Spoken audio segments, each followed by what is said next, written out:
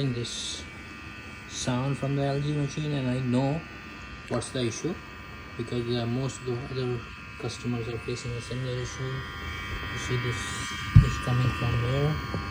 I know it's because of the pump, quality pump, and I'm asking LG to see what we can do because most of their customers having a similar model, facing similar issue, and they're asking me to go for a diagnosis but I know the issue, the fix and everything, and I don't know why they're not recalling it and telling the customers to get it fixed by the technician or whatever it is. But there is an issue with this machine, so I'm going to post this to LG and let's see what they say, and I'll keep you posted.